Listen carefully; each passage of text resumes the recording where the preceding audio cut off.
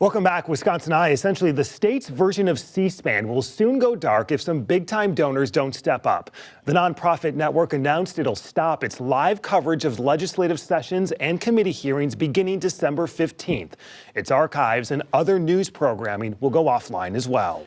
The network says it needs $887,000 to meet next year's budget. This on top of a potential $10 million in matching state funds set aside in the state budget. John Henkes is the president and CEO of Wisconsin Eye. He joins us now. John, thanks for being here. My pleasure. So let's start with how we got here. Have all of your donors essentially said no to 2026? No, through the years, our donor mix has shifted and changed. So there have been a few donors who have stayed with us through the tenure of Wisconsin Eye, over 18 years. But the environment for raising dollars in this state has become highly competitive. And the donor reluctance has nothing to do with the mission of Wisconsin Eye. It has everything to do with the competitive nature of fundraising in our state right now. You go anywhere from Madison to Milwaukee to Green Bay, La Crosse, Racine, there are multiple campaigns for local causes, very good programs that serve those communities. But when you throw tens of millions of dollars statewide into these community-based projects, Wisconsin Eye is not first in line. And how much have you raised for 2026 so far? Nothing. That's the dire nature of this. We have made dozens of requests for funding under the messaging of we're in tough shape right now, and those requests have gone unfulfilled. So in essence, it's a numbers game. The more people we can get in front of to make our case, the better our chance of raising those dollars. John, let's talk big picture, and this involves some potential for millions in state funding. First, as part of the budget, Wisconsin Eye received $250,000. That money is all gone and spent? That money is gone. We were in arrears on our rent and some other obligations, as well as just our normal monthly obligations. So of that $250,000, there is about $10,000 remaining. Let's talk about the $10 million, the potential for $10 million in state funding if you match it dollar for dollar.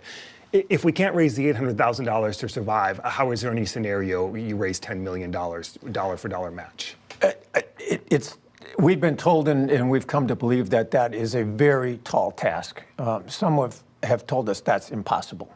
The beauty of the way the language was written by the state is this doesn't have to be all or nothing. We can raise dollars incrementally that will be matched by the state.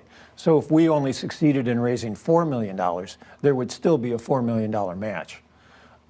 Yet to think that we can raise $10 million between now and the end of June is something of a pipe dream. Is there a scenario you would ask the legislature to remove that match? We are working right now, and that's exactly what we're hoping to accomplish.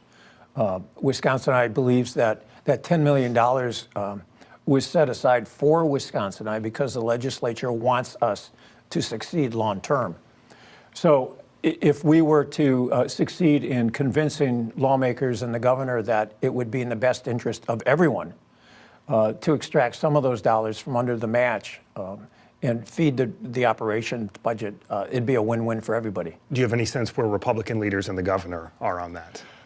Not on the governor, and I'm not going to predict what leaders on the Republican side might say, but I will say this. In that building, there has been no one of a stronger supporter for Wisconsin Eye than Robin Vos. He has been our friend, our advocate.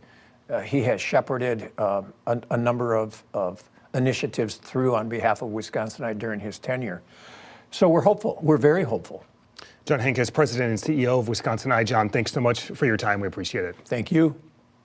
Up next, Congress is back and voters have some thoughts.